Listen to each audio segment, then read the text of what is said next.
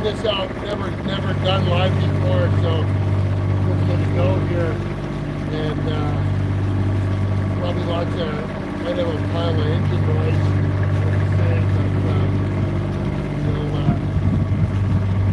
We'll run forward. Bear with me.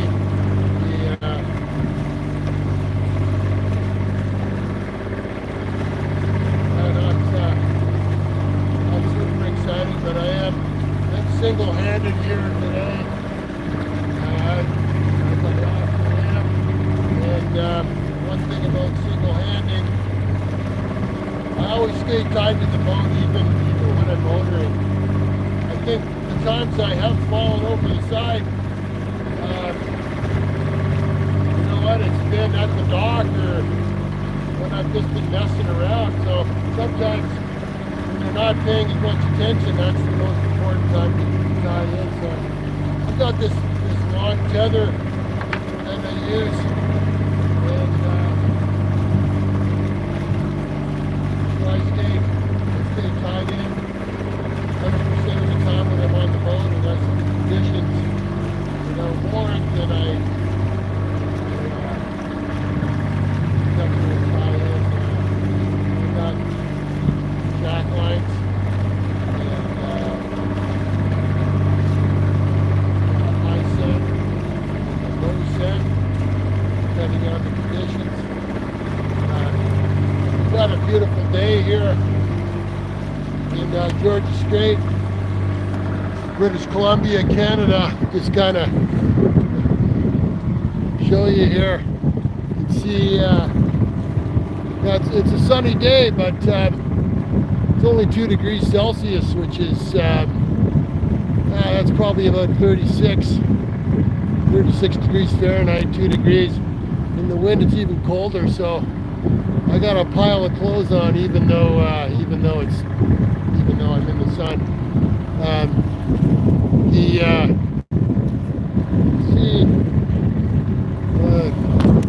Mountains in the background there.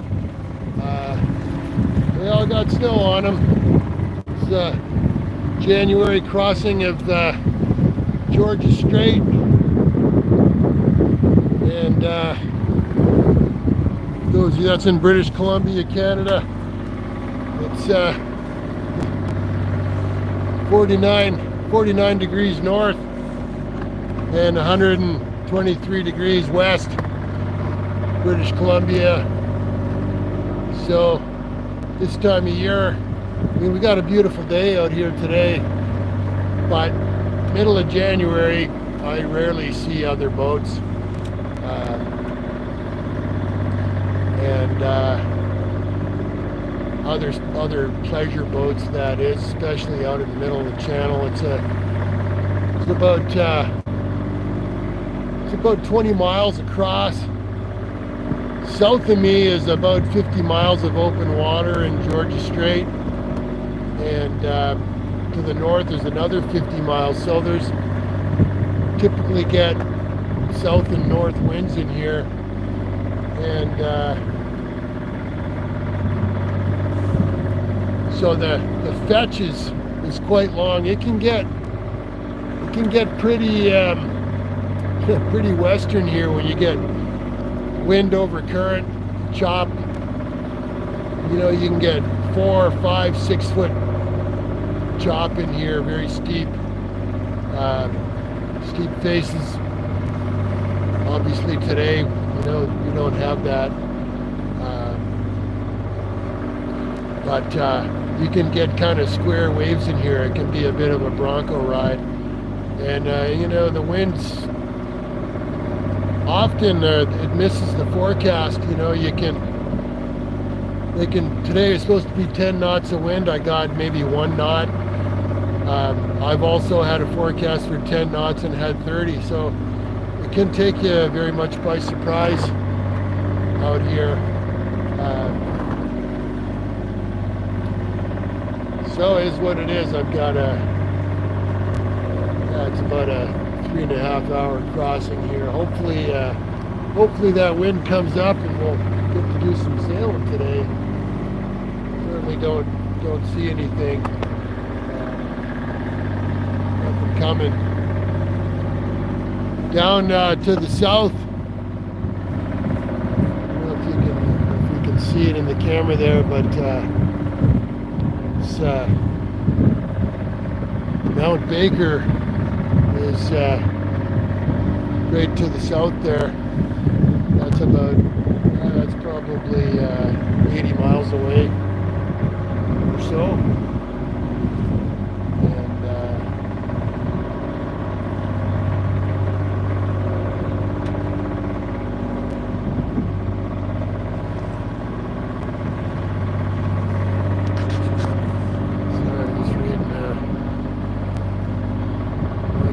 Somebody, greetings from Georgia, beautiful country. Yeah, it sure is. It's really incredible up here, and crazy beautiful. Even in a, okay, we're motoring, not sailing today, but it is staggeringly beautiful here. I'll just give you a 360-degree view of just how beautiful it is here. The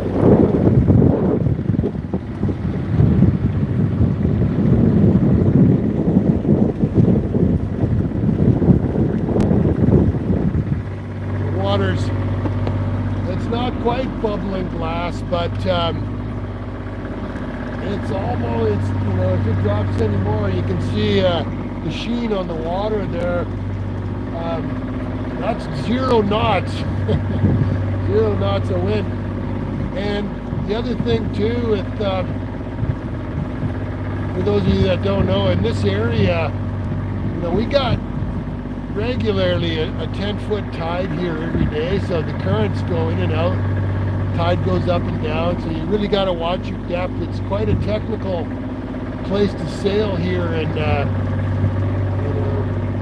49 degrees north, 123 degrees west in Georgia Strait. A lot of people say you can sail here, or you can pleasure boat or sail here. You can sail anywhere in the world.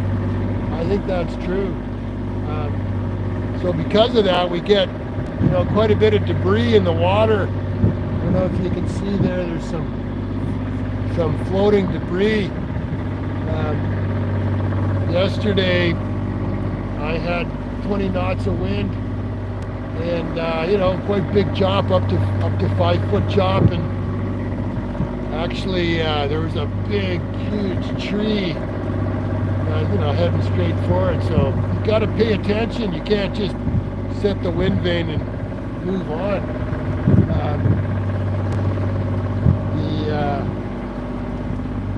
To steer around it. There's quite a bit of logging in this area of British Columbia, so once in a while a big log gets away, and you're doing 5 knots through the water, and you hit a big deadhead like that, it can put a hole in your boat.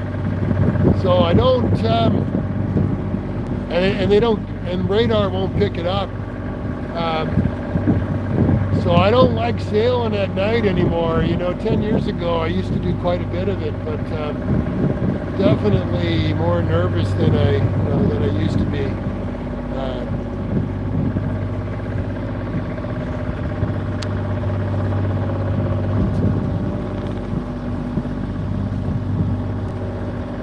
Okay, man, oh man, thanks for that view. Oh, you're welcome.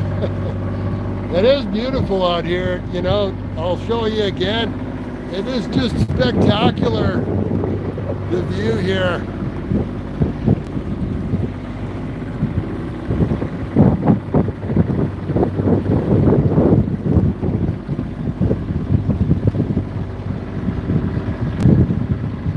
At 360 degrees.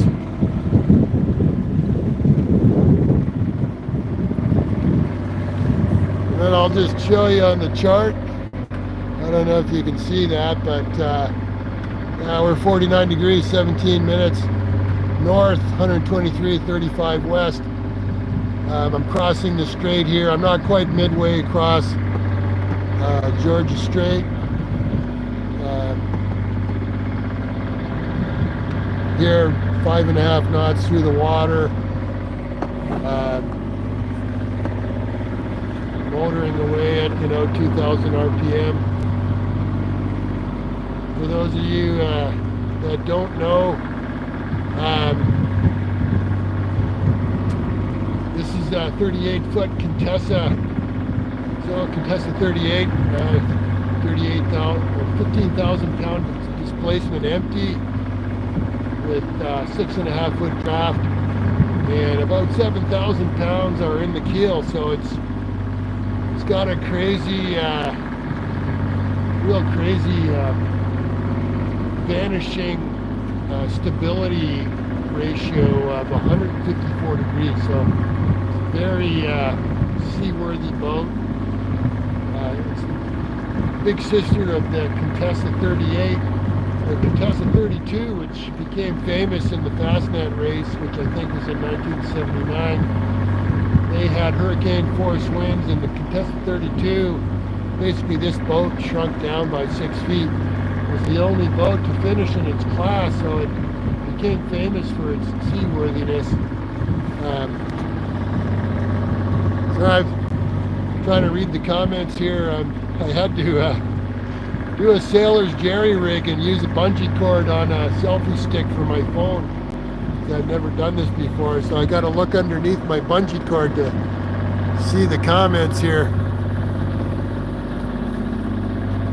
Yeah, okay, understandable on the night sailing. Yeah, I know. And the other thing too, not just night sailing, but we can get these crazy fog banks where you've got, maybe 100 meters of visibility. I don't mind telling you, that's quite intimidating. When you got 100 meters of visibility, I do have radar and AIS on this boat, which I use in the fog, both radar and AIS.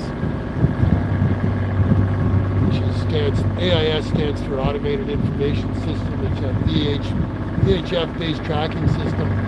But when you got 100 meters of visibility, or 100 yards, 100 meters, that's intimidating.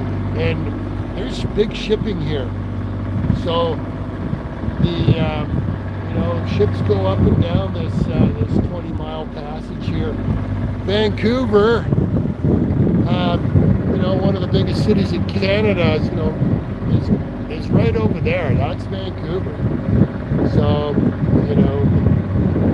city of, I'm not sure what it is now, 4 million people, but a lot of shipping. And even further south of here, Georgia Strait, a few miles, it's big shipping lane. So not as much shipping here, but Fuca, which basically takes out to the Pacific, there's a lot of shipping, so you got to stay outside the shipping lanes. And of course, the United States is about 40 miles to the south of me is the international boundary between Canada and the United States.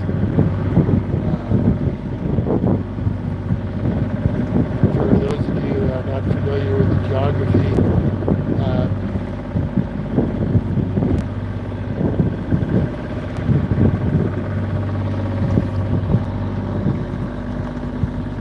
Really enjoying your stream. You're doing a great job. Okay, well, thank you.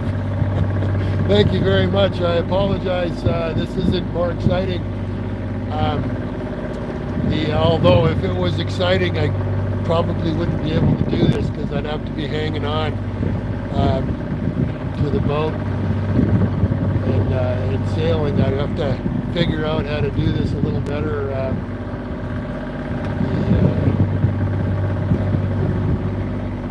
than I am here.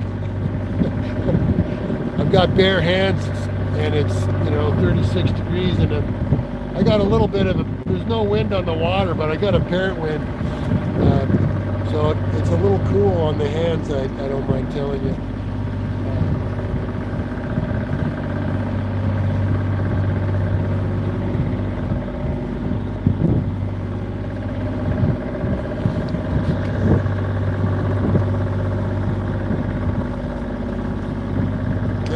a nice calm watch is sometimes the best thing. Yes, well, you know, there's a meditative quality to the water here, and I'll just share that, with you here for a second. You know, just take a look at this as we roll here, and I'll try to, yeah, you're getting it, yeah. So,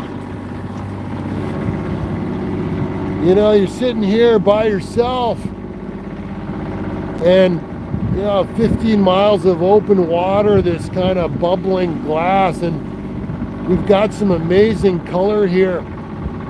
I mean, half the time I'm in like this moving meditation on the boat, and it really is a great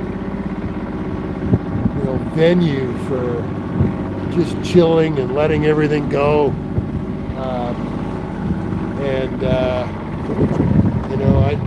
That's one of the things I like, I appreciate about single-handing is just that the solitude and the quiet, and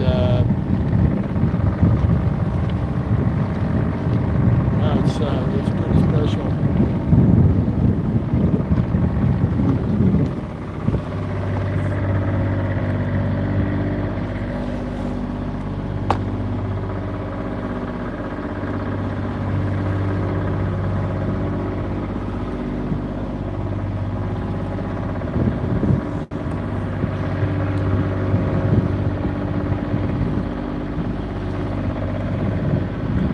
Yes, okay, yeah.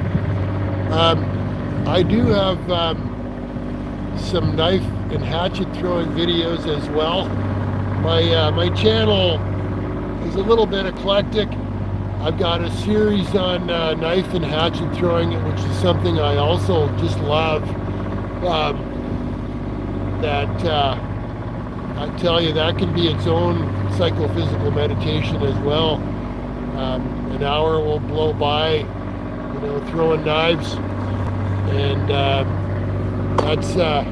can be, pretty amazing. I've got some rock climbing videos as well. Rock climbing, sailing, knife and axe throwing. I got a couple. Actually, I do have a couple about meditation videos.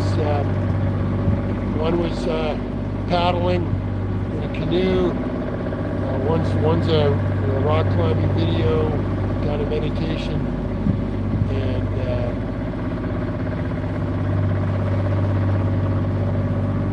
so I do have. I do try to put my videos into their various groups: rock climbing, sailing, the knife and hatchet throwing, and meditation.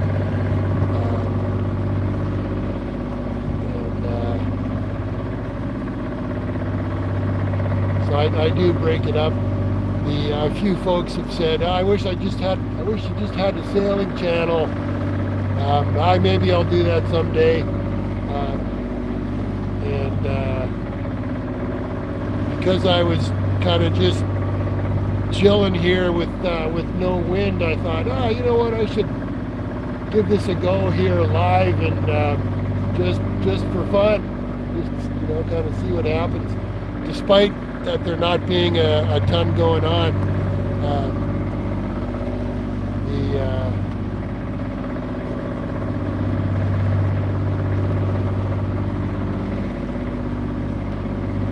with my sailing videos, it's the Respect Risk channel. A lot of my videos I focus on, zero in on, sailing safety, especially for single-handers.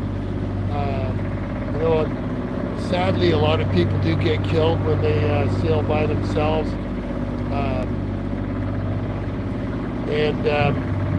Some people say, if you're single-handed and you go over the side, you're being dragged by the boat, it's impossible to get back aboard. I've got kind of a series on single-handed self-rescue for if you do go over the side. that's kind of a big focus area. The whole theme of respecting the risk. Respect the risk. Get out there, do it, but do it in a mindful way. Don't roll the dice. Be smart about the risks you take. That's kind of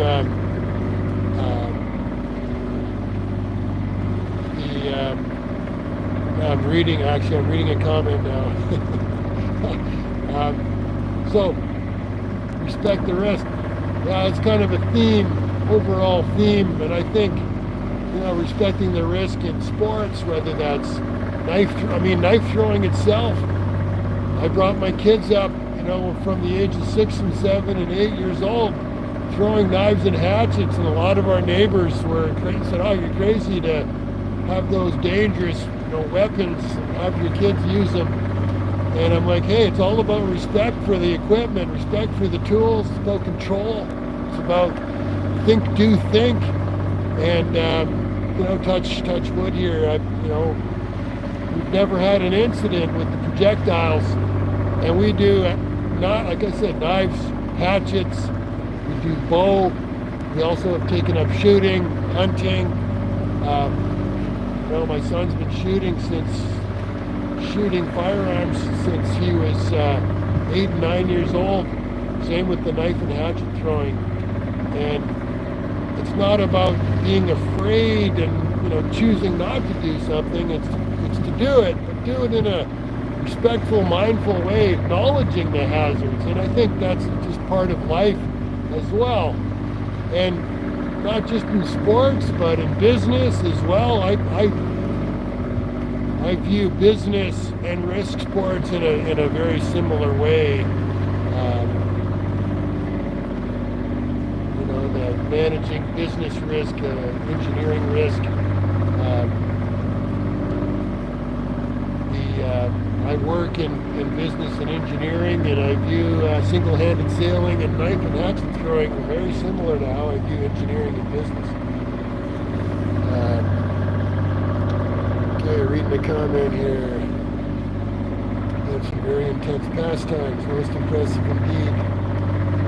This calm motoring is enjoyable. Yeah, absolutely. It is.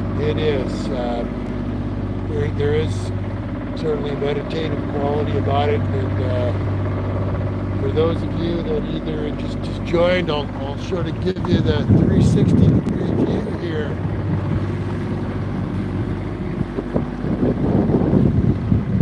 So I got about, to the east and west, I got 10 miles of open ocean. To the north and south, I got 50 miles of salt water in between the mainland of Canada and Vancouver Island.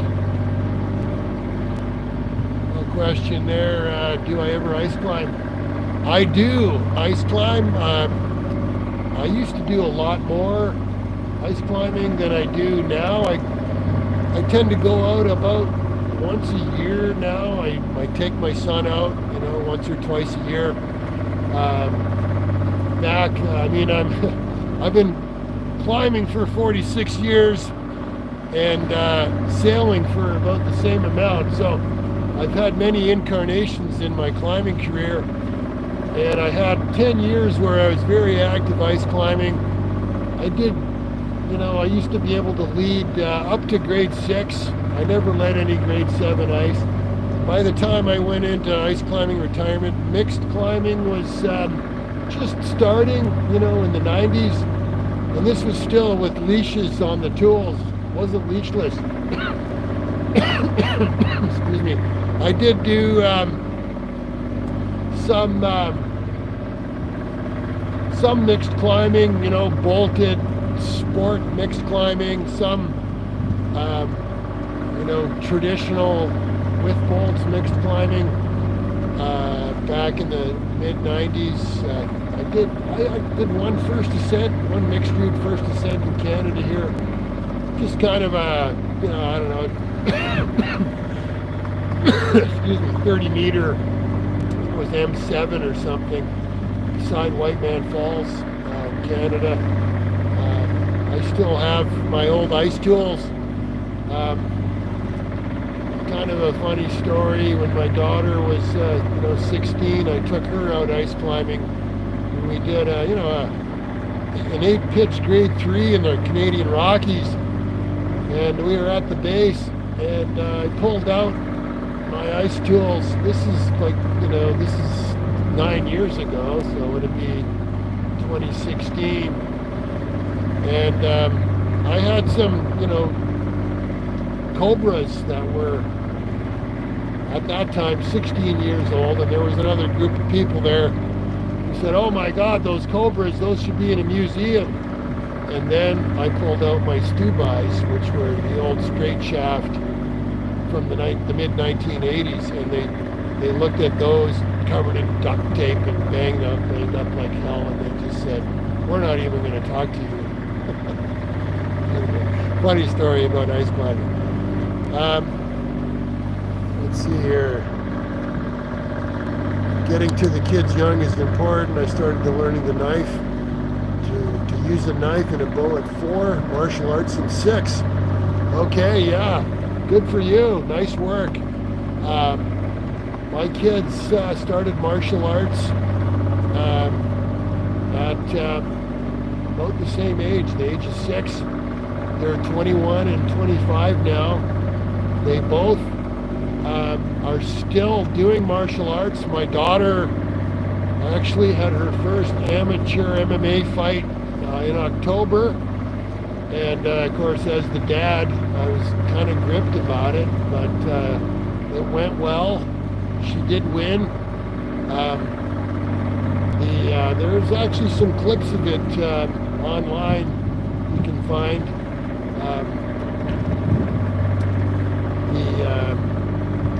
What was the name of the competition? I'll have to remember it. Absolute MMA, that's what it was. It's Absolute MMA in Calgary, Alberta in October 2024. And she was the only woman fighting that night. And she won. And her opponent was actually national kickboxing champion, so it was quite a battle. And of course, my daughter's trained in kickboxing as well as jiu-jitsu, so she was able to take her to the ground and ultimately won by a rear naked choke. My son is on the wrestling team in Calgary, the Dinos, and he came in second at the national championships last year, so very happy about that. Let's just see here.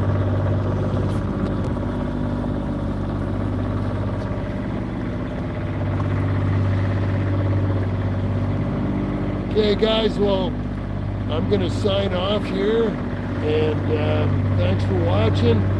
Thanks for the questions and the commentary and the support, much appreciated. My first ever attempt at a live. Thanks for joining me, and whatever you're doing out there, respect the risk, have fun. See you next time. Take care.